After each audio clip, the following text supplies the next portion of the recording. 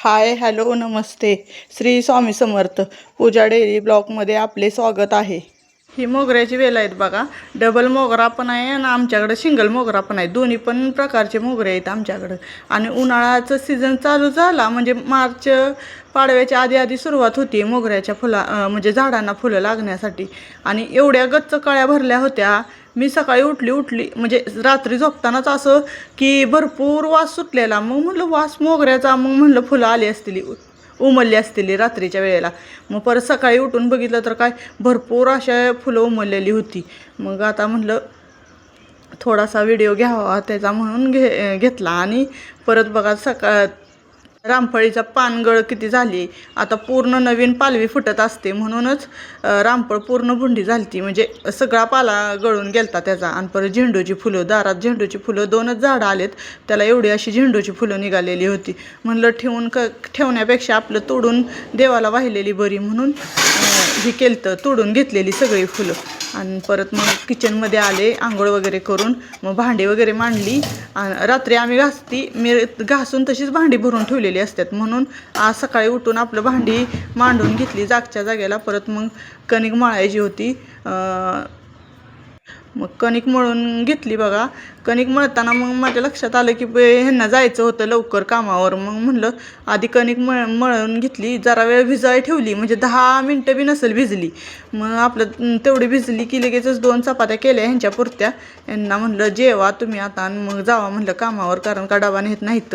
आणि मग उन्हाळ्याचे दिवस चालू आहेत त्याच्यामुळं म्हणलं परत जेवायला आलं तर बरं, नाही आलं तर मग त्याच्यासाठी म्हणलं जेवून जावा. म्हणून आपलं नाश्ता कसा पोहे उपीट खाण्यापेक्षा आपलं चपाती भाजी खाल्लेली बरी. मग तिथलं चपाती भाजी ही ह्यांना करून दिल्यानंतर मग थोडंसं आवरावरी होती. बेड वगैरे आवरून घेतला. मग बेडवर आवरल्यानंतर मग सगळं अजून भरपूर कामं होती, कारण का परवा दिवशी साखरपुड्याला गेलतो. ते सगळं घरात सगळे कपडे वगैरे तसेच होते. मग परत तिथनं आल्यावर काय केलंच नाही मी, कारण का कंटाळा आलता, असा एकदम कंटाळा आलता. म्हणून म्हणलं नकोच काय करायला, म्हणून काय केलं नाही. आणि कपडे ही पुरींचे घडी करायचे तसेच होते. मग म्हणलं आता ते करून घ्यावं म्हणून बेडवरचे हातरून पांघरून सगळं उचलून घेतलं. आणि मग सगळं आवरून मग देवपूजेला बसले, कारण देवपूजा उशीरनं केली. म्हणलं कसं आहे, शांततेत देवपूजा झाली तर बरी वाटती, नाहीतर ती मला नाही म्हणजे असं sir sir sir sir sir sir sir नको वाटती भर एकदम करायला. मग आपली हो का ही फुलं मोगऱ्याची एवढी सगळी मोगऱ्याची फुलं उमललेली होती.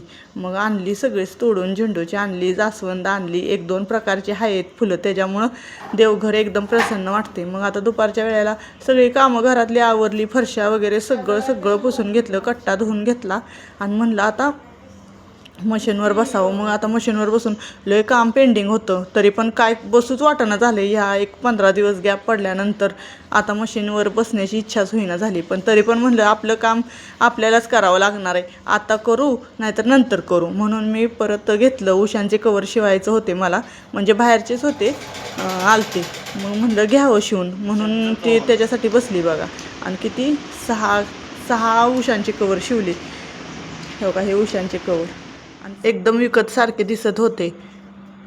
श्री स्वामी समर्थ. धन्यवाद. भेटूया उद्याच्या ब्लॉगमध्ये.